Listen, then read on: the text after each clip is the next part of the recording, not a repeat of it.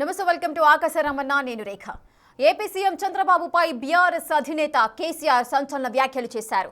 ఎంఓయూలకు hype create చేయడంలో చంద్రబాబు ఆద్యుడని విమర్శించారు. గతంలో విశాఖలో జరిగిన సిఐఐ సదస్సులో లక్షల కోట్ల పెట్టుబడులకు ఎంఓయూలు అంటూ హంగామా చేశారని, ఎంఓయూలపై సంతకాలు చేసింది స్టార్ హోటల్స్లోని వంట మనుషులు, సప్లై చేసేవాళ్లంటూ కేసీఆర్ తీవ్ర విమర్శలు చేశారు. అప్పటి ఎంఓయూలతో ఏపీకి కనీసం 10,000 కోట్ల పెట్టుబడులు కూడా రాలేదంటూ విమర్శించారు. ఆ కామెంట్స్తో తెలంగాణ మాజీ సీఎం టీడీపీ నేతలకు ఒక రేంజ్లో టార్గెట్ అవుతున్నారు.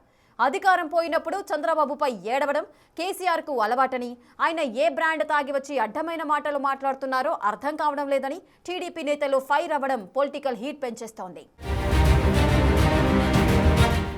ఆంధ్రప్రదేశ్ ముఖ్యమంత్రి నారా చంద్రబాబు నాయుడుపై బీఆర్ఎస్ అధినేత తెలంగాణ మాజీ సీఎం కేసీఆర్ సంచలన వ్యాఖ్యలు చేశారు. సుదీర్ఘ విరామం తర్వాత విలేకరుల ముందుకు వచ్చిన కేసీఆర్ తెలంగాణలోని రేవంత్ సర్కారు మీద తీవ్ర స్థాయిలో విమర్శలు గుప్పించారు. ఇదే క్రమంలో చంద్రబాబు పైన కీలక వ్యాఖ్యలు చేశారు. ఉమ్మడి ఆంధ్రప్రదేశ్ రాష్ట్రంలో చంద్రబాబు ముఖ్యమంత్రిగా ఉన్న సమయం నుంచి రాష్ట్ర విభజన తర్వాత ఏపీ సీఎంగా చంద్రబాబు పనిచేసినప్పటి సంగతులపైన కేసీఆర్ విమర్శలు, ఆరోపణలు గుప్పించారు. ఈ క్రమంలోనే 2014-19 మధ్యకాలంలో చంద్రబాబు ముఖ్యమంత్రిగా ఉన్న సమయం విశాఖలో జరిగిన సిఐఏ సదస్సులో కుదిరిన ఎంఓయూలపై కేసీఆర్ కీలక వ్యాఖ్యలు చేశారు. ఎంఓయూలకు హైప్ క్రియేట్ చేయడంలో ఆద్యుడు చంద్రబాబు అంటూ విమర్శలు గుప్పించారు. హైప్ క్రియేట్ చేసుడు, దీనికి ఆద్యుడు, దీని గురువు చంద్రబాబు నాయుడు. చంద్రబాబు చెప్పిన లెక్కల ప్రకారం ఎంఓయూలు వచ్చినట్లయితే ఏపీలో ఈ పాటికే 20 లక్షల కోట్లు పెట్టుబడులు వచ్చేవని కేసీఆర్ వ్యాఖ్యానించారు. చంద్రబాబు తొలిసారి ముఖ్యమంత్రి అయినప్పుడు విశాఖలో పెట్టిన సదస్సులో ఎంఓయూలపై ఎవరు సంతకం పెట్టారంటే వంట మనుషులు, స్టార్ హోటల్స్ లో పనిచేసేవాళ్లు, సప్లై చేసేవాళ్లతో సంతకాలు పెట్టించారు. ఆ పెట్టుబడులన్నీ ఎక్కడికి పోయాయి? 10 లక్షల కోట్లు,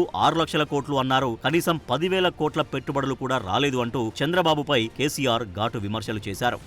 ఆఖరికి 10,000 కోట్లు అన్న రావాలి. 15 లక్షల కోట్లు, 6 లక్షల కోట్లు, 8 లక్షల కోట్లు రియల్గా కాంక్రీట్ టైమ్స్లో రియల్గా రావాలి. కృషి చేస్తే నిజంగా తండ్రాడాలి. ఇప్పుడు చంద్రబాబు నాయుడు చెప్పిన లెక్కల బిజినెస్ వచ్చేది ఉంటే, ఎంఓఎల్ సక్సెస్ అయ్యేది ఉంటే ఆంధ్రప్రదేశ్లో ఈ పాటికి 20 లక్షల కోట్లు వచ్చి ఉండాలి. ఆయన ఫస్ట్ టైం అలా సీఎం ఉన్నప్పుడు అమరావతిలో కాదు, వైజాగ్లో పెట్టిండు. వైజాగ్లో ఎవరు వెళ్ళి ఎంఓఎల్ చేసిన వాళ్ళంటే వంట మనుషులు అని చెప్పిండ్రు. ఆ స్టార్ హోటల్లో ఉన్న బయట వంట మనుషులు, వాడు ఎవడ సప్లై చేసేటోళ్ళు, వాడు వచ్చి కూర్చోపోయి సంతకం పెట్టడం పెట్టిండు వాడు పాపం.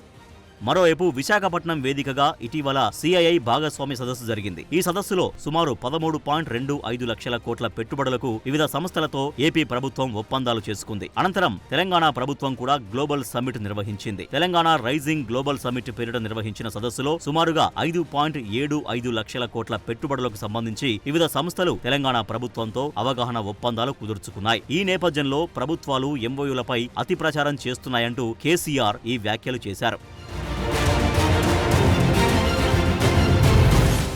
ఓటమి తర్వాత ఫామ్ హౌస్ కు పరిమితమై దీర్ఘకాలం తర్వాత మీడియా ముందుకొచ్చిన కేసీఆర్ తనను ఓడించిన కాంగ్రెస్ పై కూడా ధ్వజమెత్తారు. అయితే ఎలాంటి సందర్భం లేకుండా పక్కనున్న ఏపీ ముఖ్యమంత్రిని టార్గెట్ చేసి తీవ్ర విమర్శలు ఎదుర్కొంటున్నారు. కేసీఆర్ వ్యాఖ్యలపై రియాక్ట్ అయిన టీడీపీ సీనియర్ నేత గోరంట్ల బుచ్చయ్య చౌదరి ఆయన్ని పూచిక పుల్లలాగా తీసి పారేశారు. అధికారంలో లేనప్పుడు చంద్రబాబుపై విమర్శలు చేయడం కేసీఆర్ కు అలవాటని మండిపడ్డారు. ఆయన తనకంటే జూనియర్ అని, కేసీఆర్ హయాంలో చేపట్టిన సాగునీటి ప్రాజెక్టుల అవినీతిపై విచారణ జరుగుతోందన్నారు. తెలుగు రాష్ట్రాల మధ్య విభజన సమస్యలను కేసీఆర్, జగన్ పరిష్కారం కానివ్వలేదంటున్నారు. తెలుగు యూనివర్సిటీ సమస్యను ఇటీవల పరిష్కరించినట్లు తెలిపారు. వైసీపీ నేతలు కొడాలి నాని, వల్లభనేని వంశీ నోరు అదుపులో పెట్టుకోవాలని గతంలోనే చెప్పేవాడినని, తన మాట విననందుకు ఇప్పుడు వాళ్లు ఫలితం అనుభవిస్తున్నారని గోరంట్ల బుచ్చయ్య చౌదరి అన్యాపదేశంగా కేసీఆర్ కు వార్నింగ్ ఇచ్చారు. అధికారం పోయినప్పుడల్లా చంద్రబాబు మీద పడి ఆడవడం బీఎస్ఆర్ పార్టీకి అలవాటైపోయింది.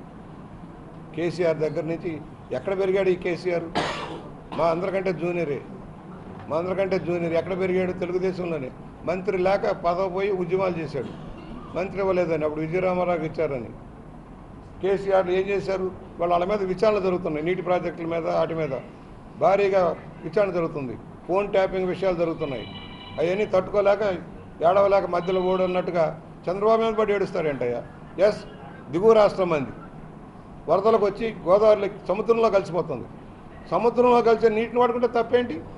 నువ్వు నీ చేతనైన ప్రాజెక్టులు కట్టుకో, నీకున్న అనుమతి వరకు ప్రాజెక్టులు కట్టుకోవద్దు ఎవడన్నాడు? మీ నీటిపారుదల రంగంలో దోపిడీ జరిగిందని మీ వాళ్ళంతా గగ్గోలు పెడుతున్నారు మీ రాష్ట్రంలో. మాకేంటి సంబంధం? కేసీఆర్ కానీ కేటీఆర్ కానీ తప్పుడు విధానం వెళ్తున్నారు. ఉమ్మడి రాష్ట్ర సమస్యల పరిష్కారం ఏ రోజు కృషి చేయలేదు.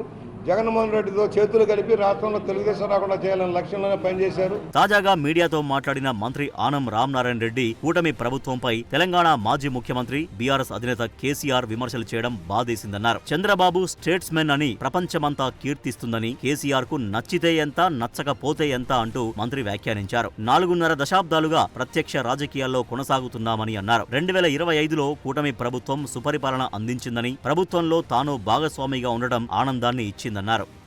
ఇవాళ ఈ రాష్ట్రంలో పరిపాలన చేసేది స్టేట్స్మెన్. స్టేట్స్మెన్ అని ఎవరిని అంటామంటే పరిపాలన దక్షత కలిగినటువంటి నాయకుడినే స్టేట్స్మెన్ అని పిలుస్తాం. ఆంధ్రప్రదేశ్ ఇవాళ స్టేట్స్మెన్గా నారా చంద్రబాబు నాయుడిని ప్రపంచ దేశాలు గుర్తించాయి. నువ్వొక్కడివి గుర్తించితే ఎంత, గుర్తించకపోతే ఎంత.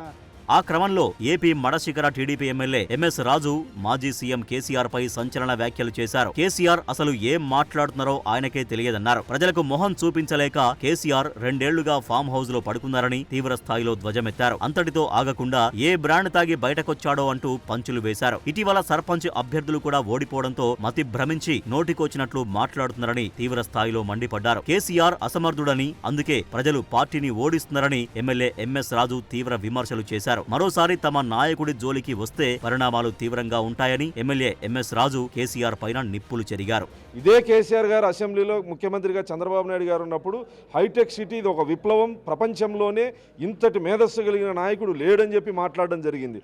ఆ రోజు అసెంబ్లీలో కేసీఆర్ ఎటువంటి తాగి లేడు కాబట్టి వాస్తవాలు మాట్లాడాడు. ఫామ్ హౌస్ నుంచి వచ్చి ప్రెస్ మీట్ పెట్టినాడు కాబట్టి అతను ఏ బ్రాండ్ తాగినాడు మీరు అక్కడ పోయి అడిగితే తెలుస్తుంది. విశాఖకు గూగుల్ డేటా సెంటర్ వచ్చింది. TCS company, quantum computers company, Adani data centre, Reliance ఇలా ఎన్నో ప్రఖ్యాత కంపెనీలు ఏపీకి వచ్చాయి. ఇదే విషయాన్ని స్వయంగా ఆ కంపెనీలే ప్రకటించాయి. ఇప్పటికే అక్కడ పనులు కూడా ప్రారంభించారు. గూగుల్ డేటా సెంటర్ రావడంపై సీఎం చంద్రబాబు కృషిని ప్రధాని నరేంద్ర మోడీ కూడా అభినందించారు. ఆ విషయం మాజీ సీఎం కేసీఆర్ కు తెలియంది కాదు. కానీ ఆయన ఇలాంటి కామెంట్ చేయడం తీవ్ర విమర్శల పాలవుతోంది. మొత్తానికి కేసీఆర్ తెలుగుదేశం క్యాడర్ కు టార్గెట్ అవుతున్న తీరు తెలంగాణ, ఏపీ రాజకీయాల్లో ప్రస్తుతం హాట్ టాపిక్ గా మారింది.